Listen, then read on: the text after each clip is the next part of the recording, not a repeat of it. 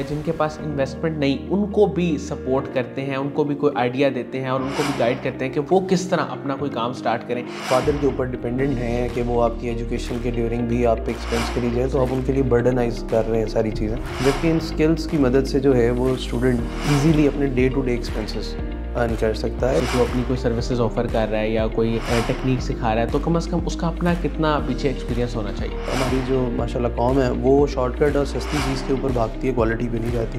अभी सीखा या तो यूट्यूब से या कहीं से उसने 500-1000 रुपये का देख लिया है और वो ट्रेनर बन गया।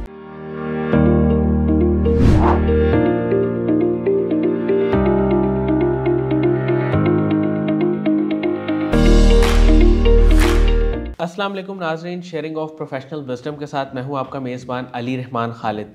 नाज़रीन, जैसा कि आप जानते हैं कि हमारी टैगलाइन है ज़िंदगी में रोशनी बनो और सोच बदलेगी तो पाकिस्तान बदलेगा।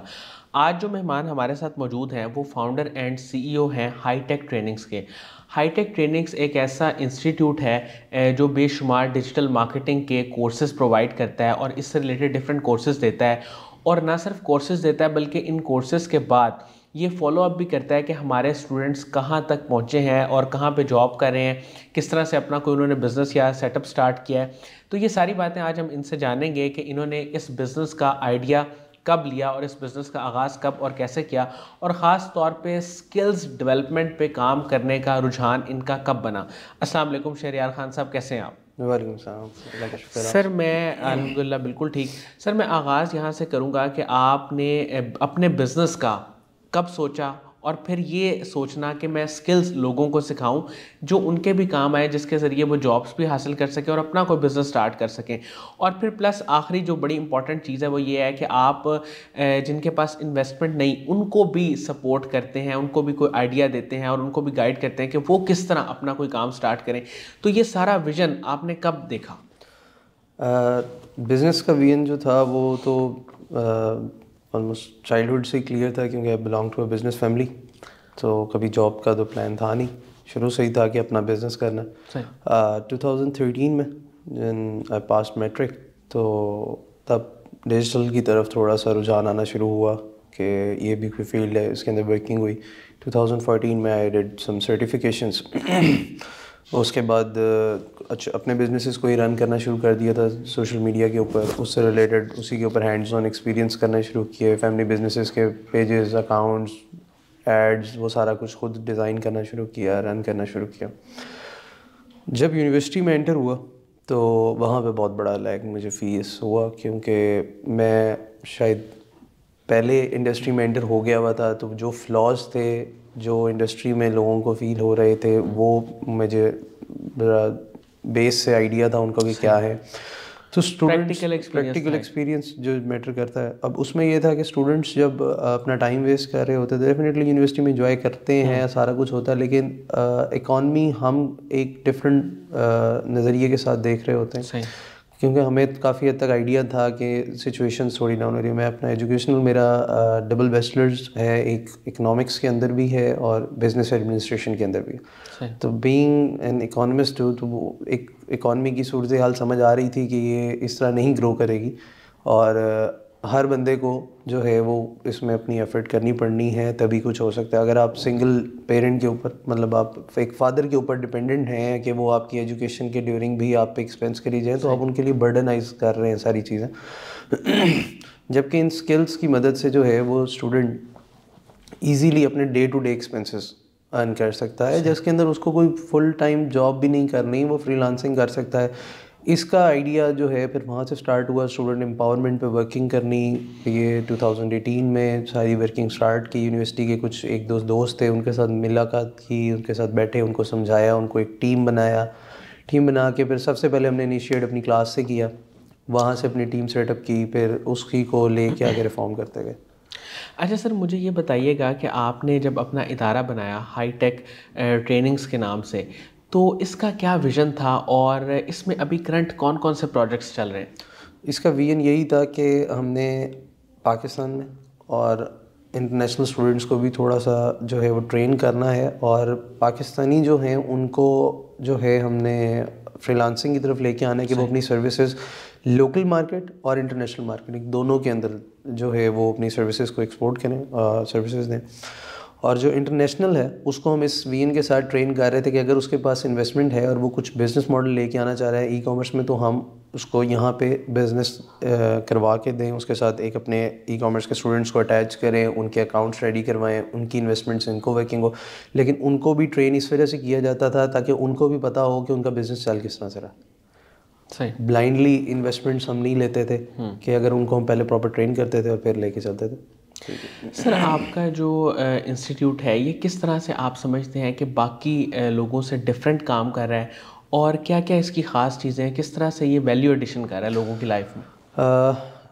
एक दो चीज़ें जो मेजर हमारी डिफरेंस वो ये है कि हम एक बैच के अंदर हम मैक्सिमम 5 स्टूडेंट्स लेते हैं।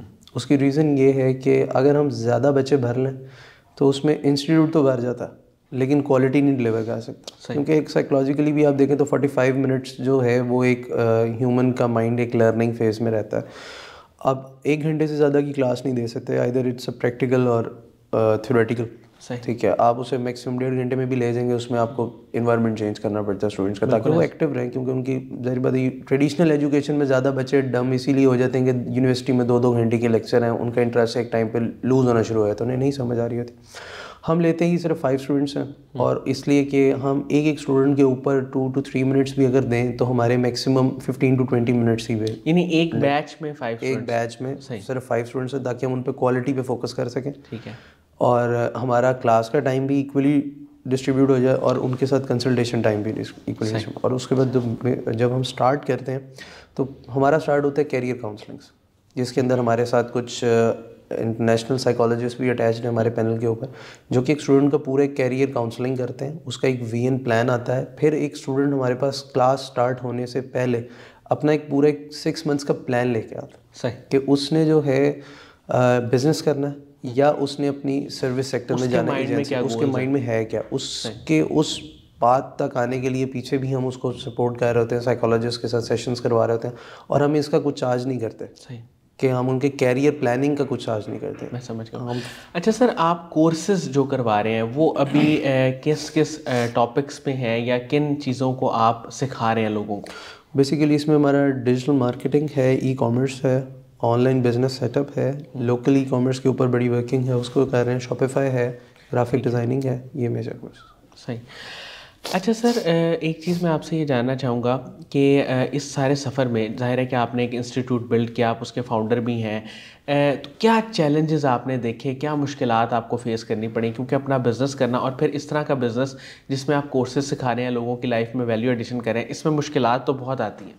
सर इसमें जब स्टार्ट लिया था उस टाइम तो लोगों की तरफ से यही बैकलैश था, ये कौन करता है। मतलब ऑनलाइन पाकिस्तान में मैं एक चीज़ हर जगह कोट भी करता हूँ कि कोविड जो है वो एक वबा ज़रूर थी, लेकिन पाकिस्तानियों के लिए वो एक रहमत भी थी। सही। क्योंकि ये डिजिटल में नहीं कन्वर्ट हो सकते थे। बिल्कुल ठीक। ये ज़बरदस्ती कन्वर्ट हुए, क्योंकि इनका एक ही मोटिव था कि ऑनलाइन ना तो कुछ ख़रीदना और ना कुछ बिकता। सही। जो कि हमने अपने एक्सपीरियंस किया था पिछले 7-8 सालों के अंदर बिफोर कोविड, कि यहाँ पे ऑनलाइन का एक ही वर्ड था कि स्कैम है, होता है, ये नहीं है, वो वर्ल्ड वाइड होता है, लेकिन उसमें ये है कि आपकी क्वालिटी होती है। अब यहाँ पे थोड़ी सी ऑडियंस हमारी तरह प्राइस इफेक्टिव होती है, उन्हें शॉर्टकट्स चाहिए कि बस अब अभी भी अगर आप देखें तो स्टार्टिंग के चैलेंज को लोग ज़्यादा प्रेफर करते हैं, वो कर रहे थे। कोविड के बाद थोड़ा सा इजी हुआ, लोगों को जो है वो नॉलेज होना शुरू हुआ कि नहीं कोई ये चीज़ है, इससे बेनिफिट हो रहा है, फिर पोर्टफोलियोज़ होते हैं, इस वजह से थोड़ा सा हमें बाद में तो एक ईजी हुआ। फिर जो आपके इन्वायरमेंट से रिलेटेड चैलेंजेस होते हैं वो तो आपको डे टू डे में बियर करने ही पड़ते हैं। सही। तो वो चीज़। अच्छा सर, चैलेंजेस के साथ साथ मैं ये भी आपसे जानना चाहूँगा कि आपकी इंस्पायरेशन कौन रहे इस सारे सफ़र में, क्योंकि ये एक मुश्किल टास्क होता है जब आप अपना कोई काम स्टार्ट करते हैं, तो किसने आपको इंस्पायर किया और किसने आपको सपोर्ट किया? 2 मेजर मेरी इंस्पिरेशन थी, एक मेरे ग्रैंडफादर नाना मैटरनल ग्रैंडफादर, और एक मेरे मामू हैं। इन टर्म्स ऑफ बिज़नेस सीखना और उसमें सपोर्ट जो भी बैकएंड आती है मोरली कि क्या करना है, उसमें एक एक चीज़ के डिसीजंस उनसे लेना, तो वो मेरे मेजर इंस्पिरेशन थे। उन्होंने मुझे बहुत हेल्प आउट किया हर एक स्टेप पे, जहाँ कहीं पे फंसा उनके साथ रात है दिन है उनके साथ एक एक चीज़ डिस्कस की, उन्होंने बहुत सपोर्ट किया था मुझे। अच्छा सर, पाकिस्तान की अगर हम बात करें तो आप क्या समझते हैं कि अगर कुछ अमेंडमेंट्स कर दी जाएं तो हमारे यहाँ ये जो स्किल सेट सिखाना है या लोगों को ट्रेन करने का प्रोसेस आसान हो सकता है?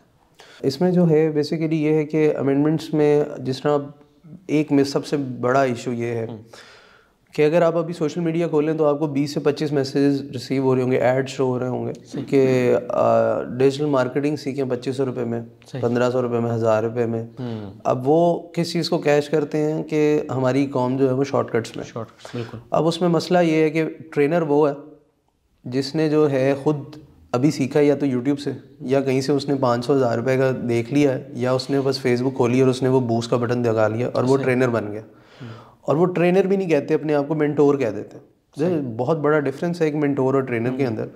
और हमारी जो ऑडियंस है, हमारी जो माशाल्लाह कौम है, वो शॉर्टकट और सस्ती चीज़ के ऊपर भागती है, क्वालिटी पे नहीं जाती। वो इसको सीखने पे चली जाती है। उसके बाद वो क्योंकि उन जो ट्रेनर होता है उसका अपना कोई प्रैक्टिकल एक्सपीरियंस नहीं होता, वो वही चीज़ आगे समझा देता है जो कि एब्सोल्यूट भी हो रही होती हैं, कुछ चीज़ें चेंज हो रही होती हैं। और उसका नुकसान ये होता है कि लोग कोर्स कर लेते हैं और उसके बाद कहते हैं जी इसका तो फ़ायदा ही कोई नहीं हुआ। लिहाजा वो एक अच्छी फील्ड को सिर्फ एक अनट्रेंड बंदे, अनप्रोफेशनल बंदे के हाथ से ट्रेन होके और वो कर लेते हैं, जिसमें पाकिस्तान सॉफ्टवेयर एक्सपोर्ट बोर्ड है, आपकी PITB है, इनको मेजर एक्ट्स करने चाहिए कि जो इस तरह के कोर्सेज अगर कर रहे हैं तो फ़ौरन उनकी रजिस्ट्रेशंस कॉल करें कि आइदर दे आर रजिस्टर्ड और नॉट, और जो उनका ट्रेनर है उसकी कुछ क्वालिफ़िकेशंस का एक चेक एंड बैलेंस रखा जाए कि आइदर वो एक्चुअल में ट्रेनर है या मेंटोर है, कि वो इंडस्ट्री में अपना एक्सपीरियंस ले रहा है, नहीं ले रहा। वो ये मैटर नहीं करता कि वो जो ट्रेनर है वो जॉब कर रहा है कि नहीं कर रहा। सही। क्योंकि अगर वो जॉब भी कर रहा है तब भी वो पढ़ा सकता है, क्योंकि वो जॉब जिस फील्ड में कर रहा है उसमें वो प्रैक्टिकल एक्सपीरियंस ले रहा है। ठीक है। तब भी वो पढ़ा सकता है। लेकिन जो एक बंदा बिल्कुल ही कुछ नहीं कर रहा और वो अपना ही एक पेज बस चला रहा है, और वो पेज भी वही चला रहा है जिसमें उसने कोर्स बेचने हैं, और वो उसी को कह के कह दे कि जी मैं ट्रेनर भी हूँ, तो वो चीज़ जो है ना वो हमारी यूथ को बहुत ख़राब कर रही है। बिल्कुल सही। अच्छा सर, मतलब आपके ख्याल में मिनिमम क्या क्राइटेरिया होना चाहिए इसके लिए कि जो अपनी कोई सर्विसेज ऑफ़र कर रहा है या कोई टेक्निक सिखा रहा है, तो कम से कम उसका अपना कितना पीछे एक्सपीरियंस होना चाहिए? कम से कम देखें इस टाइम 6 months to 12 months जो है ना, ये तो इजीली उसको एक्सपीरियंस गेन करने में मिनिमम रिक्वायरमेंट, मिनिमम रिक्वायरमेंट नहीं, इसमें तो उसको अपना एक्सपीरियंस गेन करने में लगता है।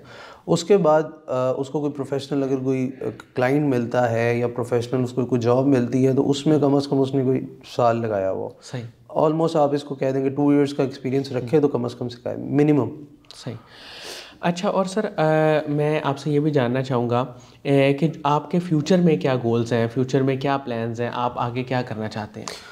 सर हमारा अभी जो मेजर गोल है मेरा वो यही है कि जितना हो सके अभी यूथ को ट्रेन करके साथ हम अपना एक एक्सपेंशन की तरफ जा रहे हैं, जिसके अंदर हम अपनी टीम बिल्डिंग जो है वो इन टर्म्स ऑफ बिजनेस के ऊपर लेके आ रहे हैं। क्योंकि इस टाइम अगर आप देखें तो इंडस्ट्री डाउन हो रही है। सही।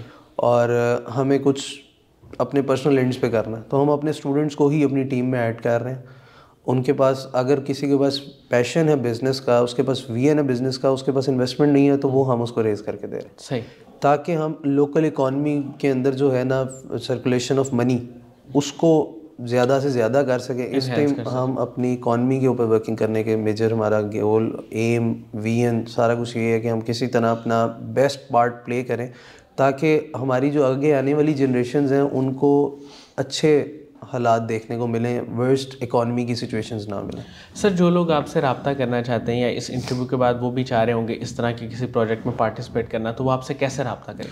सर हमारा फेसबुक पेज है, हमारा इंस्टाग्राम पे हमें सर्च कर सकते हैं, हमारी वेबसाइट है, इवन सिंपल आप गूगल पे लिखेंगे तो हमारे सारे प्लेटफॉर्म्स अवेलेबल हो जाए। हाईटेक ट्रेनिंग्स है, HITEK।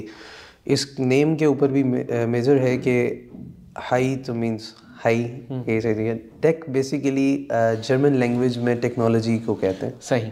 तो इस वजह से हमने जर्मन उसको ऐड किया हुआ है, तो TEK है, तो हाईटेक ट्रेनिंग्स बेसिकली हमारा। अच्छा सर, कासिम अली शाह साहब के काम को, उनकी फाउंडेशन को आप कैसे देखते हैं?